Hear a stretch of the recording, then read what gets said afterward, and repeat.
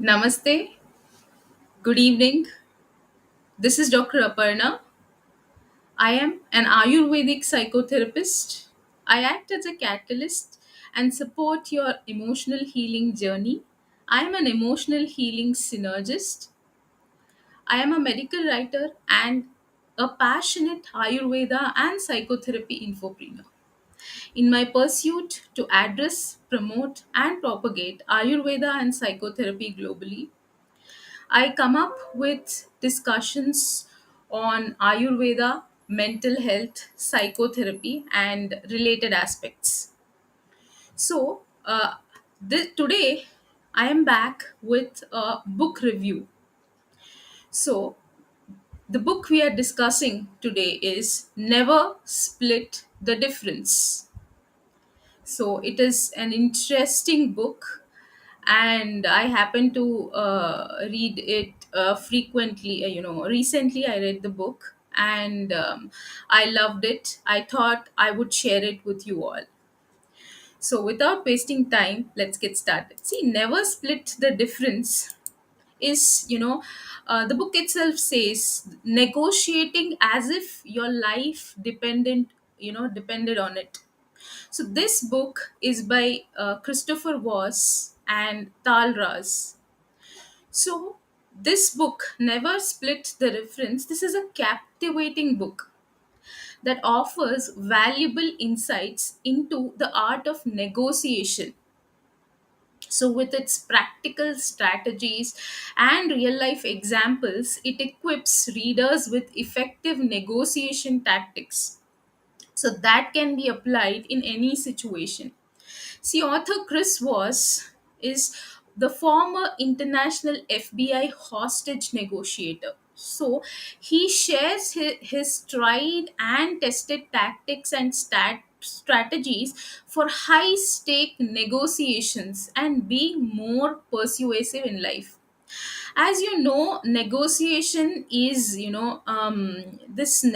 needed in everyday life, whether it is in office, whether it is at home, and this book, Never Split the Difference, is a guide to getting what you want. So, drawing on the FBI strategies it offers, the author used to use in the FBI strategies. This book offers hands-on advice for how to negotiate your way to success, whether it is in the office, it is in the home, or hostage standoff.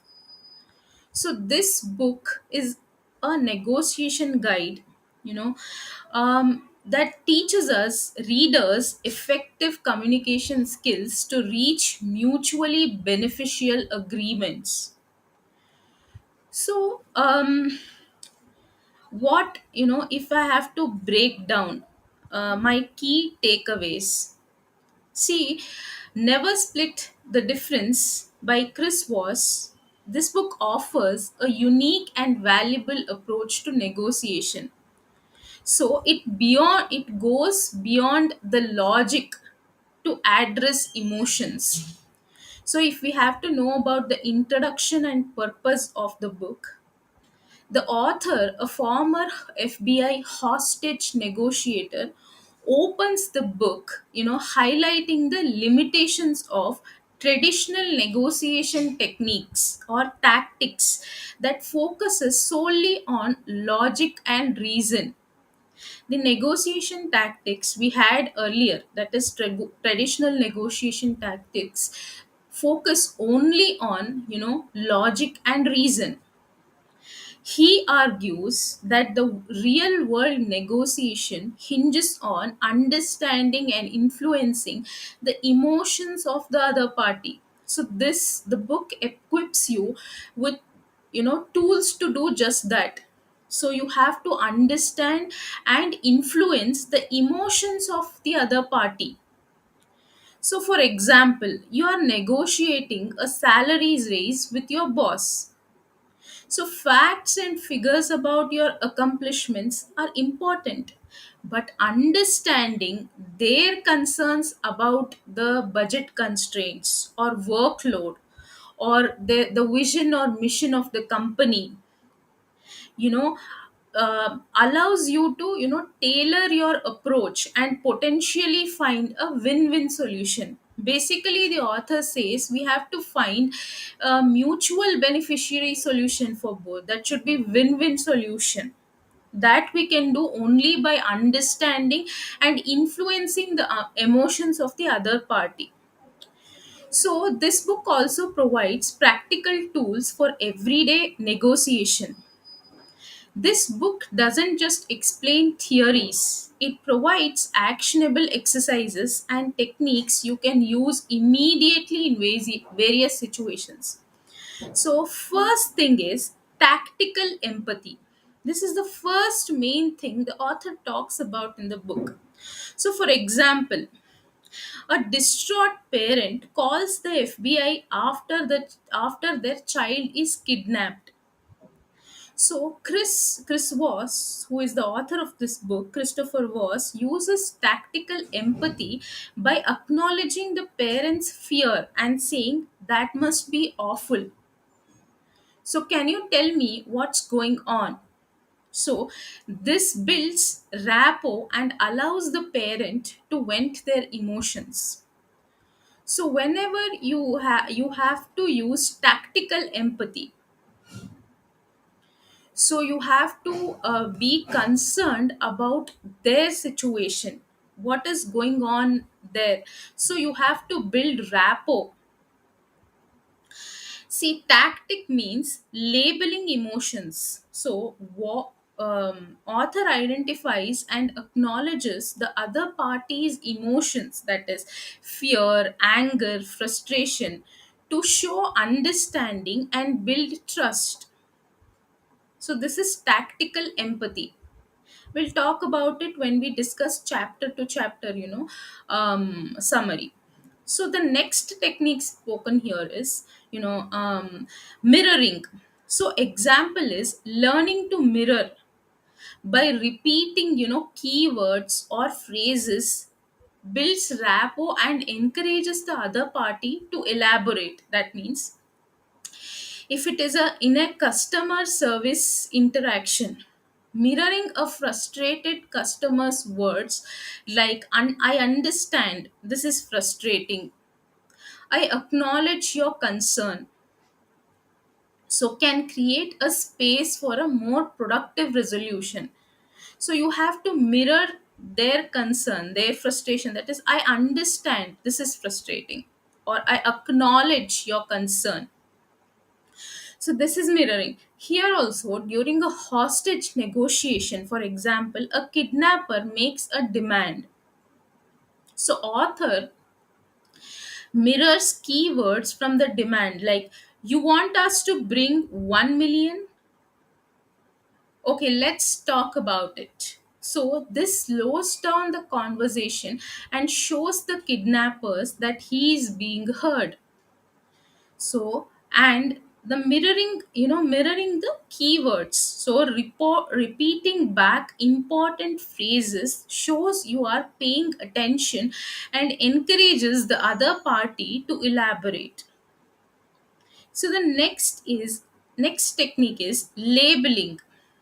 Example, a car salesperson throws out a high price, so author might say that you so it sounds you are confident this car is worth so and so rupees, for example $30,000. Can you tell me why? So what happens is this reframes the situation and puts the pressure on the salesman to justify the price. So what we are doing is we are reframing the question to him. So it's just by the author by saying, so it sounds you're confident that this car is worth so and so rupees. So can you tell me why is this worth so much? Do you think it is worth so much? So, by acknowledging a perceived or slight accusation, you can disarm the other party and gain control of the conversation. This is to gain control of the conversation. Next is calibrated questions. So, What happens is, for example, a hostage taker claims they won't hurt anyone. So the author asks, how can you be sure of that? So this open ended question forces the hostage taker to clarify their position and potentially reveal weakness. So we also have to ask calibrated questions while negotiating using how and what questions. So these questions elicit more information and help you understand the other party's motivations and needs. The next tactic is the pause, silence. For example, during a negotiation, author stays silent after the other party makes an offer. This creates discomfort and pushes them to fill the silence, potentially offering concessions. So, this tactic is the power of silence. So, by allowing silence, this can be a powerful tool.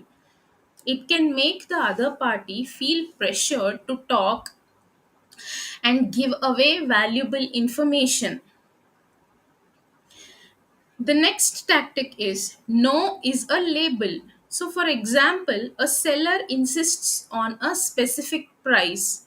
So, author simply says no. This avoids getting into a back and forth and forces the seller to come back with a counter offer. When you say no, what happens is this avoids getting into a back and forth conversation and negotiation, and the seller himself or herself comes back to the with a counter offer. See, using no as a complete sentence is a tactic here. No is a powerful tool that sets boundaries and forces the other party to re-evaluate their position. So, traditional negotiation, what it was doing was emphasizing getting a yes for everything. Okay, you want this, that other, traditional negotiation emphasized on the fact of getting a yes from another person. But author argues no can be a powerful tool too. So, for example, you are buying a used car and the seller insists on a price budget or above your budget. A firm no, followed by an explanation of your budget, might encourage them to negotiate or allow you to walk away feeling empowered, not pressured.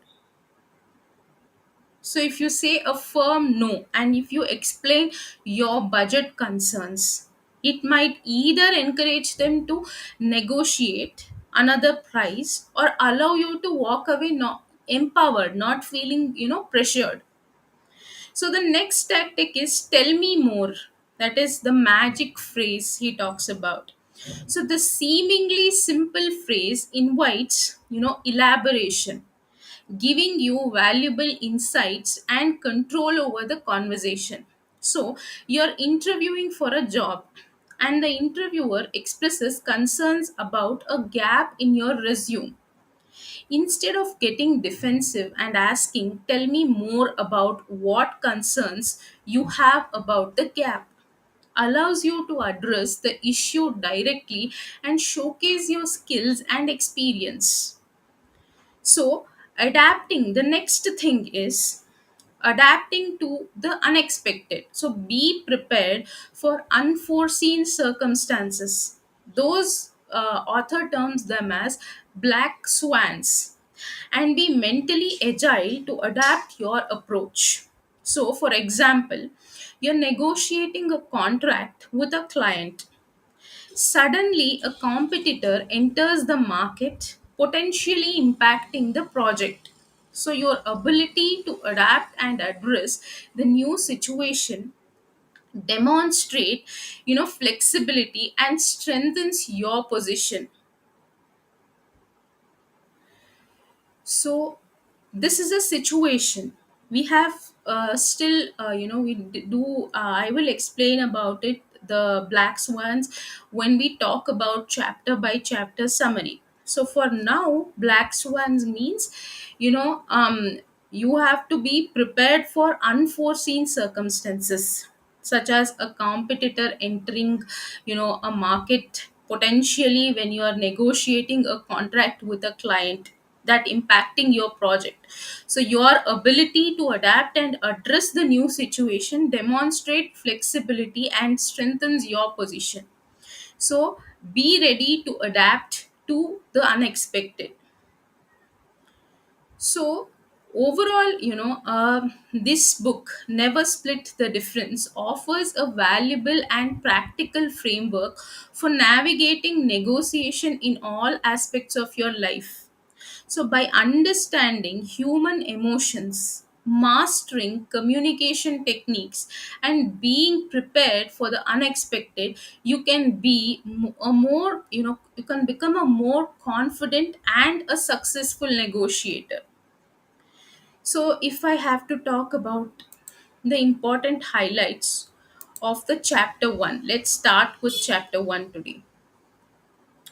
So, the new rules. So, this chapter highlights that traditional negotiation focuses on logic and reason. So, it neglects the role of emotions in real world scenarios. So, emotions are a significant factor in decision making, during negotiations. Understanding them is crucial for success. So, my takeaway from this is, do not underestimate the power of emotions. So, adapt your approach to address both logic and feelings to achieve better outcomes. So, example could be, you are negotiating a price with a salesperson. Instead of just focusing on features and benefits, acknowledge their potential concerns about commission or meeting sales quotas. So, this might create a space for a win win situation. So, this was a chapter 1. We'll continue with the next chapters in the next session. Stay tuned for more, and you can post your queries and uh, thoughts in the comment section below. Thanks for watching. Namaste.